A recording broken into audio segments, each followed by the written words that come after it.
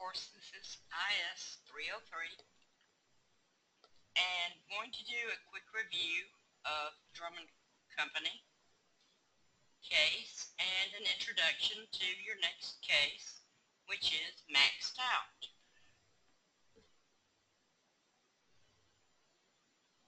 Let's first take a look at what we should have learned from the Drummond case.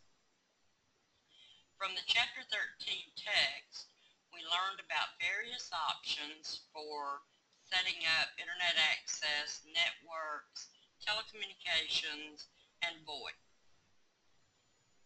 In the case, you gained some practical experience in taking an organization's set of needs and analyzing the available options, making a managerial decision on how to proceed to satisfy the current telecommunications needs. You also saw that this is not static. It is ever changing as technology and as the needs evolve. So, before we jump into the next case, which is maxed out, and it is about information security, let's look at some of the motivations for information security attacks. One of the motivations, of course, is simply account theft and illegal funds transfers. Some hackers steal data for their own personal use. Now, data harvesters sell to cash-out fraudsters. And data harvesters are simply cyber criminals who infiltrate systems and collect data for the purpose of an illegal resale. Now, cash-out fraudsters, they're the people that purchase these assets from the data harvesters and use them to buy goods using stolen credit cards or create false accounts. Stealing personal or financial data is one of the motivations. There's also compromising computing assets for use in other crimes. This would involve botnets, and botnets send spam, they launch click fraud efforts, or stage distributed denial of service attacks. A botnet is just infiltrated computers without the owner's knowledge, and then they're linked and they're controlled remotely.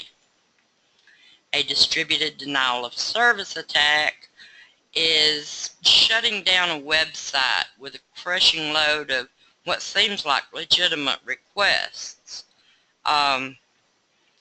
They will use these or gain these botnets, these infiltrated computers, and have a very, very large number of them linked and all controlled remotely. And they may target a website, say Amazon, for example, and since they're controlled remotely, they can have all of this, all the computers in this botnet to all of a sudden send web requests to Amazon. Well, they all look like legitimate requests, but it overloads Amazon's web servers and shuts down their website. There's extortion, there's espionage, cyber warfare, terrorism, pranksters, protest hacking, and just revenge. Now, some of the user and administrator threats are, number one, bad apples. And these are, rogue or disgruntled employees who steal secrets, or they install malware, or they actually hold a firm hostage. Social engineering, which is simply con games, where a person tricks employees into revealing information or even performing other tasks that will compromise the firm's security. And then phishing. This is a con that's executed using technology that's targeted at acquiring sensitive information or tricking someone into installing malicious software. Spoof. These are email transmissions and packets that have been altered in order to forge or disguise their origin or their identity. And then there's zero-day exploits. These are simply new attacks that haven't yet been clearly identified, and they haven't made it into the various security screening systems.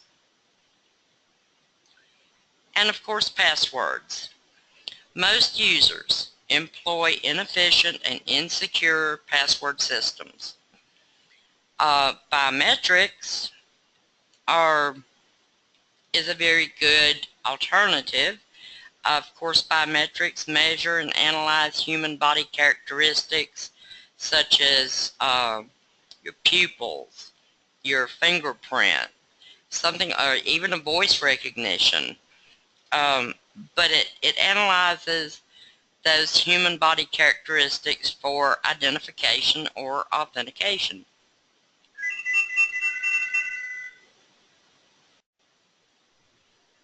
And some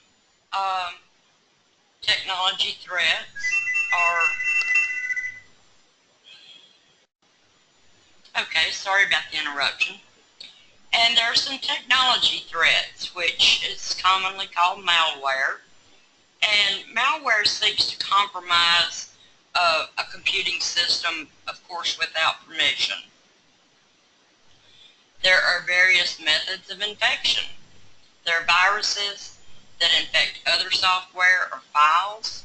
There are worms that take advantage of security vulnerabilities to automatically spread. There are Trojans. Now, these attempt to sneak in by masquerading as something that they're not.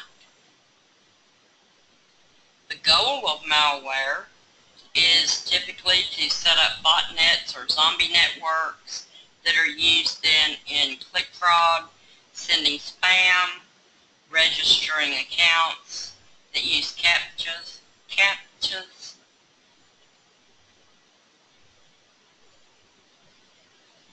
And these are just scrambled character images to thwart automated account setup or ticket buying attempts. There is malicious adware that's installed without the full user's consent or knowledge even sometimes, and then it later starts serving up unwanted advertisements. This is especially common on mobile cell phones. There's spyware, which monitors the user's actions or monitors the network traffic, or some even scan for files. A keylogger, of course, records the user's keystrokes. And some malware is software-based, and some is actually hardware-based. Screen capture. It records pixels that appear on the user's screen in an attempt to identify proprietary information. And then there's blended threats. And these are attacks that combine multiple malware or hacking exploits. Compromising websites. This targets poorly designed and programmed websites. One technique is SQL injection, and it targets sloppy programming practices like failing to validate user input. There's cross-site scripting attacks and HTTP header injections as well. Push-button hacking, and these are tools that are created by hackers to make it easy to automate attacks. There are network threats. Your network itself is a source of compromise. Now there's also physical threats, dumpster diving. And this is actually combing through the trash to try to find bank statements, credit card statements, anything like that that would have valuable asset information on it. Shoulder surfing. This is gaining compromising information simply through observation. Maybe someone looking over your shoulder as you log into your computer, or looking over your shoulder as you punch in your PIN number at the ATM. And then there's brute force attacks. And these just simply exhaust all possible password combinations to break into an account. Encryption is scrambling data using a code, thereby hiding it from those who do not have the unlocking key. So this is actually a defense mechanism. If data is encrypted, even if someone steals it, it's highly unlikely they'll be able to use it. A key is simply a code that unlocks encryption. Now there's public key encryption, which is a two-key system, and that's used for securing electronic transmissions. There's a certificate authority. This is a trusted third party that provides authentication services in public key encryption scheme. There's some actions that you can take as a user. First, you want to surf smart. You want to stay vigilant.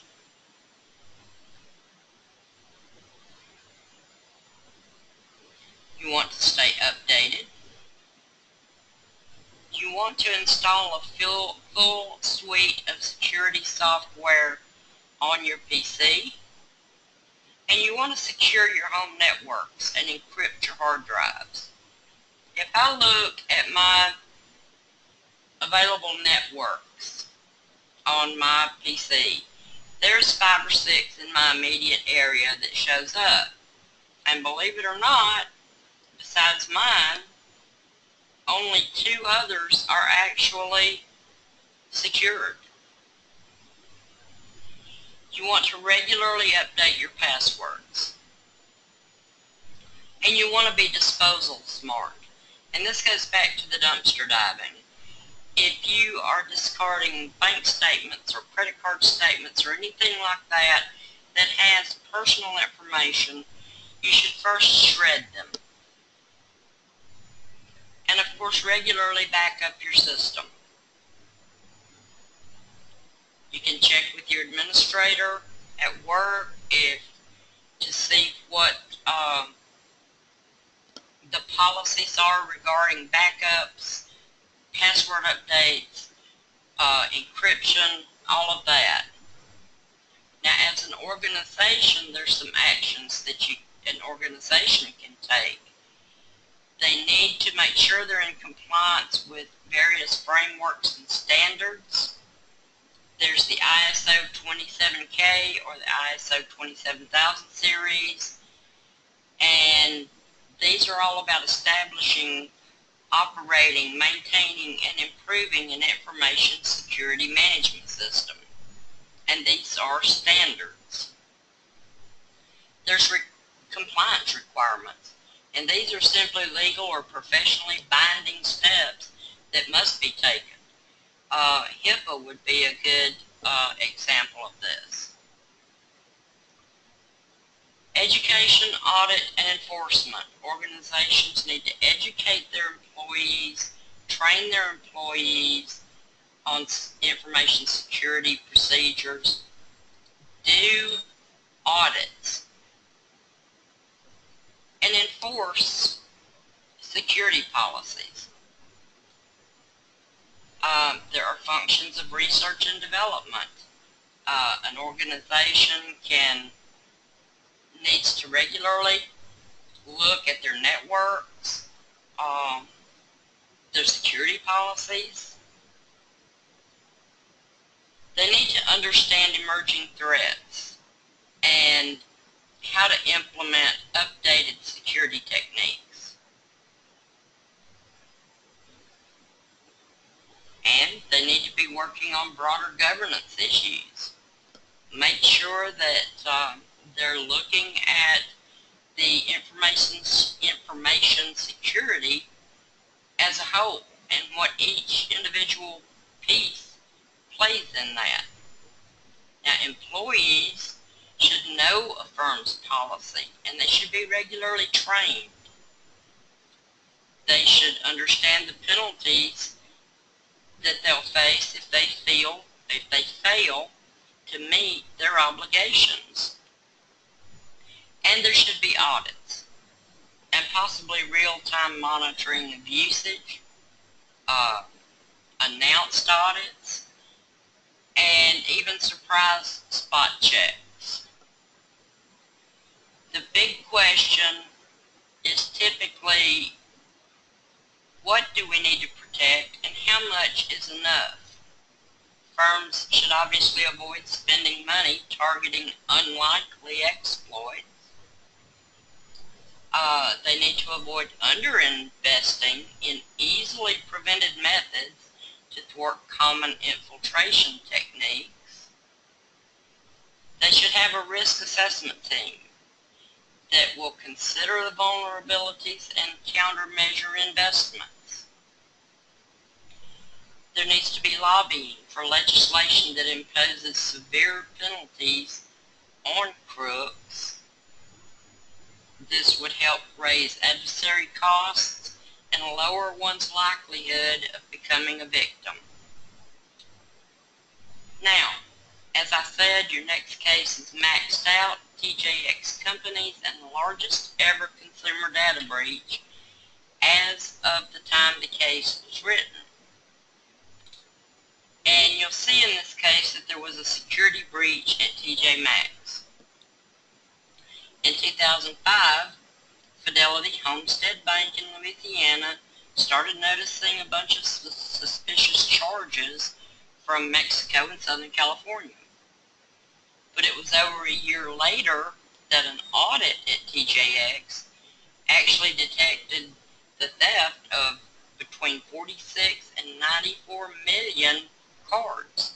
And this was both the card numbers and the expiration dates, and it had occurred in all 2,600 of its stores. You'll see in the case that TJX failed to take adequate security measures. They used a weak WEP Wi-Fi encryption standard. They violated security standards by storing both the card numbers and the expiration dates, and they never encrypted their customer data or card information. So, how big is this problem? Was it just TJX? No. These are some recently reported, and again, this is at the time of the writing of the case. Staples, 53 million. Target, 56 million. Kmart had a large security breach. Also Dairy Queen and Jimmy John's. Goodwill had a breach of 868,000. PF Chang's, Sally's Beauty Supplies, and Home Depot. So, it's not just TJX. And I wanted to show you guys this, and you can go look this up. Obviously, when you first see it, you think of McDonald's. And of course, McDonald's kind of catchphrase is, "I'm loving it." But this is not McDonald's. If you'll notice, he looks a little bit different, and he's holding a gun. And their logo is, "I'm swiping it." This is actually a website. It's called McDumples. And as you can see, it's a website that you can go to and buy stolen credit cards and other information. So you might want to, if you get a few minutes, just go check out McDumples. You can Google it. Now let's look at your questions. Question 1. Despite the frequency and cost of data security breaches, why do you think some companies do not consider securing customer data as high a priority as other risks to their data systems operations? And of course you'll choose the best answer. A, much of the cost from stolen customer data is borne by the credit card companies instead of the company whose system was breached. And so any financial losses for the company are just a cost of doing business. B, this is a technical arms race, and the crooks have more resources and incentives than the company. Often the company does not even know there's been a breach. C, the credit card system in the U.S. with a magnetic stripe on each card creates an environment where a thief can purchase large numbers of stolen credit card numbers and load them on blank cards. Now the EU system of chip and pin eliminates this incentive, and of course we know as of today the chip and pin system is pretty widespread here in the U.S.